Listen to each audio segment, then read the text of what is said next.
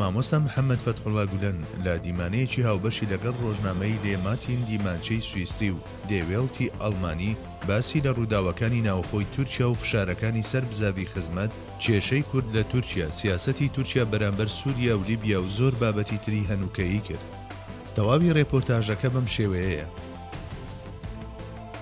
ئێردۆغان بۆچی هێندە ڕقی لە ئێوەیە لە کاتێکدا ئێوە سەردەمانێک هاوپەیمانی یەکتری بوون؟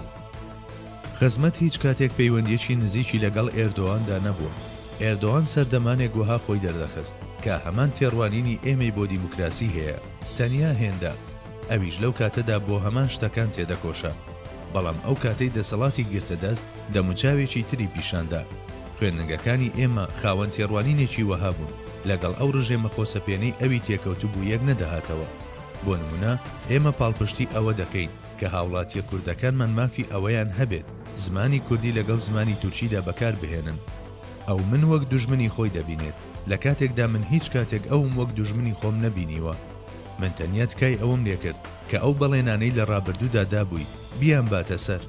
خۆی دوژمنی ڕاستەقینەی خۆیەتی، خۆی وەک عاقڵترین مرۆڤی سەرزەوی دەبینێت، بەڵام لە ڕاستیدا لەلایەن هەستەکان حەسوودی، نەفرەت و تۆڵەوە ئاراستە دەکرێت.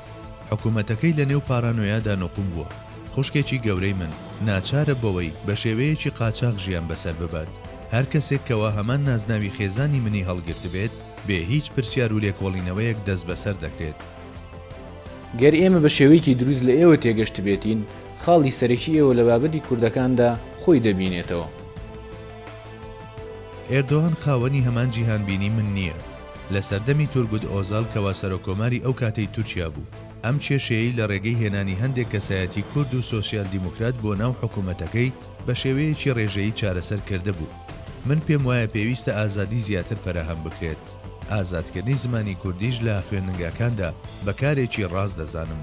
بۆ ئەمەش پێویستمان بە دەوڵەتێک هەیە کەوا لە ناوەندەوە بەڕێوە نەبرێت. گەر ڕۆژێک چاکسازیەک ڕوو بدات، ئەوە پێشنیاری دەستوری ئەمریکام دەکرد کە ئازادیەکی زیاتری بۆ هاوڵاتیەکانی فراهەم کردووە. چوارچێوەی گشتی تێگەشتنی ئێوە بۆ ئازادیەکان چییە؟ ئێردۆغان پێی وایە مەتبەخ شوێنی ژنانە. ئایا ئەمە یەکێکە لەو هۆکارانەی نێوانی ئێوەی تێکداوە؟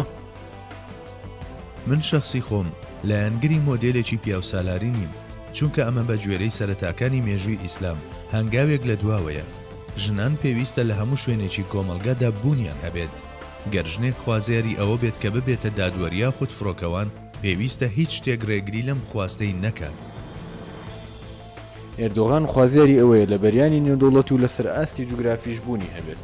چۆن هێرشی ئێردۆغان بۆ سەر سووریا هەڵدەسەنجێنن کەوا لە کۆتاییەکانی ساڵی 2019 ئەنجامیدا؟ ئەوە جوڵەیەک بوو لە پێناو گۆڕینی ڕۆژەوی تورکیا ئەنجامدرا. ئامانجی ئەوە بوو سەرنجی هاوڵاتیانی تورکیا لە کێشە ناوخۆییەکانەوە بەرەو شوێنێکی تر ڕابچێشێت. هەروەها ئەمە هەلێک بوو بۆ ئەوەی لە جیهانی ئیسلامدا خۆی وەک پیاوێکی بەهێز پیشان بدات. بەڵام سەرنجامی ئەم کارەی لە سووریادا بە شێوەیەکی ڕوونبەری دەکەین لە ڕوانگەی ئەوەی پاڵپشتی شۆڕشێکی کردکەوە ڕاستەقینە نەبوو، وەک کەسێکی بکوژی لێهات. لە تەواوی ئەو شتانەی ڕوویانداوە لێپرسراویەتێکی گەورەی هەیە. هەزاران مردوو، ملیۆنان ئاوارە لە تەواوی ئەم ڕووداوانەدا دەستی بە ڕێژەیەکی گەورە خوێناوی بووە. یەکێک لە وەزیرەکانی پێشووی تورکیا پرسیاری ئەوەی لێکردم کە ڕێگەچارەی دەربازبوون لە قەیرانی سووریا چییە؟ منیش لە وەڵامدا ئەوەم پێوت کەوا پێویستە ڕێکەوتن نامەیەک ئەنجام بدرێت و هەنگاو بە هەنگاو بەرەو دیموکراسی بڕۆن. ئاماژەم بەوەدا کە پێویستە لە سووریادا هەنگاو بە هەنگاو بەرەو دیموکراسی بڕۆن و تەنانەت گەر پێویست بکات بەشار ئەسەد خولێک یان دوو خول وەک سەرۆک کۆمار بمێنێتەوە. بەڵام لە حاڵێکی لەو شێوەیەدا هەموو چینە کۆمەڵایەتیەکان ئیدی کەمی نەبن یاخود زۆرینە پێویستە لە پەرلەماندا نوێنەری خۆیان هەبێت، بەڵام گوێیان بەو پێشنیارەی من نەدا. ئایا دەستێوەردانی ئێردۆغان لە لیبیاش بەکارێکی هەڵە دەزانیت؟ لە لیبیادا هەموو کاتێک چێشمەچێش لە نێوان ناوچە جیاوازەکاندا بوونی هەبووە. ئێردۆغان لەوێژ لە ڕوانگەی ئەوەی پاڵپشتی لە گروپێکی دیاریکراو دەکات ڕۆڵێکی خراپی لە ئەستۆ گرتووە. ئێردۆغان هەوڵی ئەوە دەدا ببێتە کەسێک کەوا سەرۆکایەتی جیهانی ئیسلام بکات، بەڵام کەسێک کەوا بووەتە هۆکاری پێکدادانە ناوخۆیەکانی مەزهەبی سونی چۆن دەتوانێت پێگەیەکی لەو شێوەیەی هەبێت هەتا دێت لە نێوان دژوانەکانی خۆیدا زیاتر نقم دەبێت، وەک لە نمونونەکانی هیتلەر و ستالینیشدا بەدی دەکرێت. تەواوی ئەو تاغوتانەی خود ئەڤینی یان نارسیستیان هەیە کۆتاییەکی خراپیان هەیە. حکومداری هەر یەک لەوان لە ڕێگەی ڕقەوە بە کۆتا دەگات. ئەوی شەمان چارەنووسی ئەوانی هەیە. ئێردۆغان هەندێک جار لە ڕێگەی ئەوەی هەڕەشەی جیابوونەوە لە هێزەکانی ناتۆ دەکات دەیەوێت فشار لەسەر ڕۆژئاوا دروست بکات. سەبارەت بەمە چی دەڵێن؟ ئێردۆغان وەها پیشان دەدات کە لە رووسیا و ڕێکخراوی شانگای نزیک ببێتەوە، بەڵام ئەمە زیاتر وەک بلۆفکردن لاڤلێدان وهایە، وەک شێوازێک لە هەڕەشەیە کە فێڵی تێدایە بۆ زامنکردنی مانەوەی خۆی پێویستی پێیەتی. ئەم شێوازەش بەکاردەهێنێت هەتا قەناعەت بە شوێن کەوتوانی خۆی بکات. تێڕوانینی شخصی من ئەوەیە تورکیا پەیوەندیەکانی لەگەڵ ناتۆ و ئەوروپا بە پێوە بهێڵێتەوە. هەرچیەک بێت لە ئێستادا بوون ئەندامی تورکیا لە یەکێتی ئەوروپا لە ئارادا نەماوە. ئایا ئەمە شتێکە ئێوە پێتان ناخۆش بێت؟ حکوومەتێکی خۆسەپێنی تۆتالیتاری لەم شێوەیە چۆن دەتوانێت ببێتە ئەندامی یەکێتی ئەوروپا؟ ئەمەوە کارێکی ممکن نابینم. ناکرێت چاوەڕوانی هیچ شتێک لە یەکێک بکەین کە لە ڕێگەی تونند و تیژی نەفرەت و تۆڵەوە خۆی لە دەسەڵات هێشت بێتەوە. لە ڕوانگەی وڵاتانی وەک ئەڵمانیا و فەڕەنسا تورکیا بە تەواوی جێباوەڕبوونی خۆی لەدەستداوە.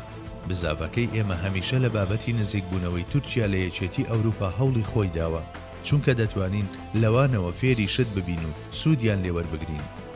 ئێردۆغان وا دیارەکەوا لە ئیخوان موسلیمی نزیک ببێتەوە. سەبارەت بەمە چی دەڵێن؟ ئەو کەسێکی ماکیاڤێلیستیە، گەر نزیکی لە ئیخوان موسلیمینەوە پیشان بدات ئەوە تەنیا بەهۆی حسابێکی خۆیەوەیە. خۆ ئەگەر ئەوانیش کاریگەریان کەم ببێتەوە واز لەوانیش دەهێنێت و بەجێیان دەهێڵێت.